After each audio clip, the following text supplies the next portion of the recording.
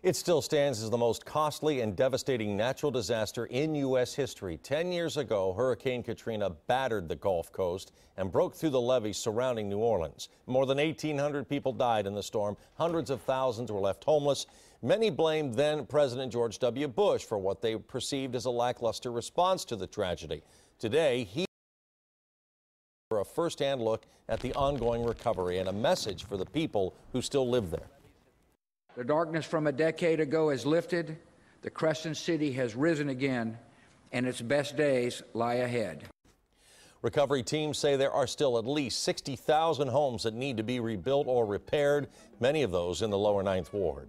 NBC4's Dan Perlman spoke to a Central Ohio man who was living in New Orleans during Hurricane Katrina and was forced to ride out the storm and survive. Dan? Well, Steve Felker lives in Newark. I just got back from his house a little while ago. While I was there, he showed me one of his few belongings to survive the storm.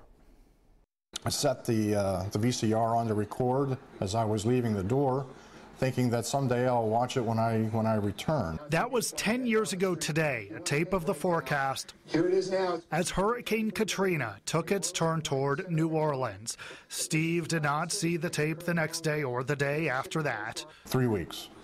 3 weeks later. It was almost a month from the moment he left to the day he returned home. When you imagine a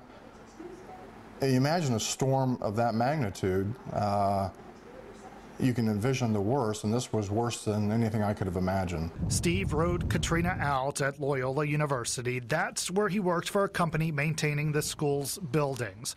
When the storm ended, he describes the city as just silent. It's hard to fathom until you've been in something like that. Of course, the major flooding was still to come.